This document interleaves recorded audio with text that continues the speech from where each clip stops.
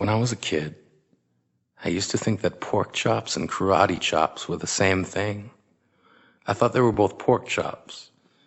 And because my grandmother thought it was cute, and because they were my favorite, she let me keep doing it.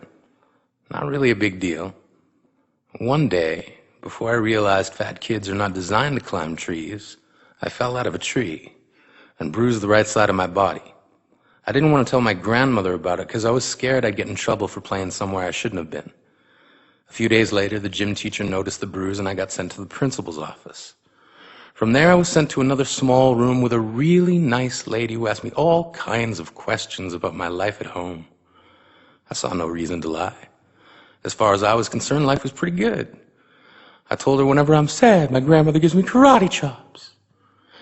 This led to a full-scale investigation, and I was removed from the house for 3 days until they finally decided to ask how I got the bruises.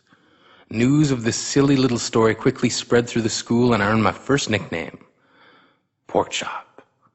To this day, I hate pork chops. I'm not the only kid who grew up this way, surrounded by people who used to say that rhyme about sticks and stones. As if broken bones hurt more than the names we got called, and we got called them all.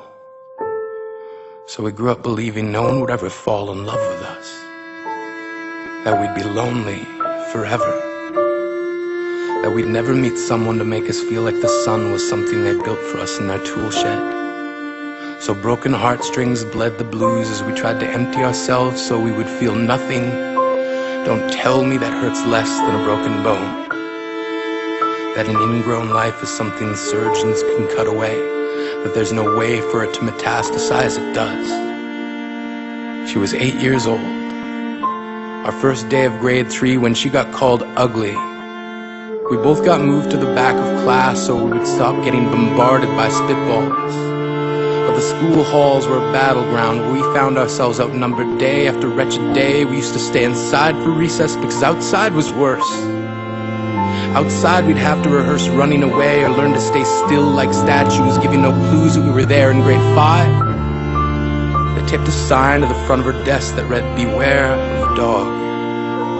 To this day, despite a loving husband, she doesn't think she's beautiful because of a birthmark that takes up a little less than half her face. Kids used to say she looks like a wrong answer that someone tried to erase but couldn't quite get the job done. And they'll never understand that she's raising 2 kids whose definition of beauty begins with the word mom, because they see her heart before they see her skin, because she's only ever always been amazing. He was a broken branch grafted onto a different family tree, adopted, not because his parents opted for a different destiny. He was 3 when it became a mixed drink of 1 part left alone and 2 parts tragedy. Started therapy in 8th grade, had a personality made up of tests and pills, lived like the uphills were mountains and the downhills were cliffs, 4/5 suicidal, a tidal wave of antidepressants, and an adolescence being called pauper.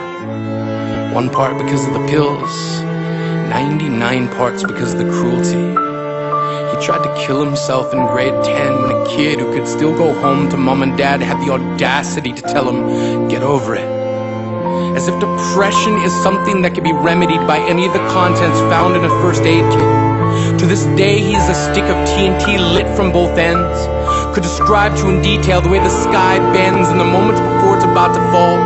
And despite an army of friends who all call him an inspiration, he remains a conversation piece between people who can't understand. Sometimes being drug-free has less to do with addiction and more to do with sanity. We weren't the only kids who grew up this way. To this day, kids are still being called names. The classics were, "Hey stupid," "Hey spaz." Seems like every school has an arsenal of names getting updated every year. And if a kid breaks in a school and no one around chooses to hear, do they make a sound? Or they're just background noise from a soundtrack stuck on repeat when people say things like kids can be cruel? Every school was a big top circus tent, And the pecking order went from acrobats to lion tamers, from clowns to carnies. All of these miles ahead of who we were freaks. Lobster claw boys and bearded ladies, oddities juggling depression and loneliness, playing solitaire, spin the bottle, trying to kiss the wounded parts of ourselves and heal. But at night, while the others slept, we kept walking the tightrope. It was practice, and yes, some of us fell. But I want to tell them that all of this is just debris left over when we finally decide to smash all the things we thought we used to be. And if you can't see anything beautiful about yourself, get a better mirror. Look a little closer.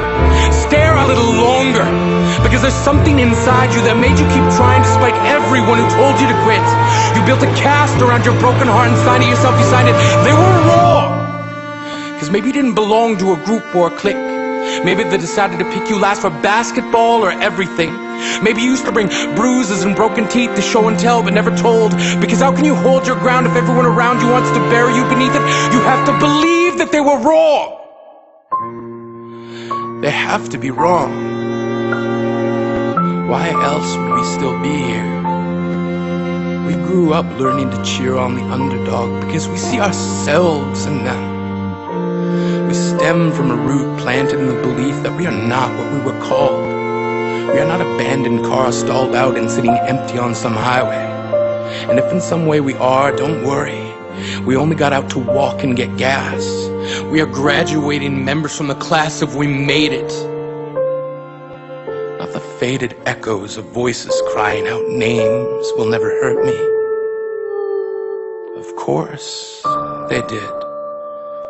But our lives will only ever always continue to be a balancing act that has less to do with pain and more to do with beauty.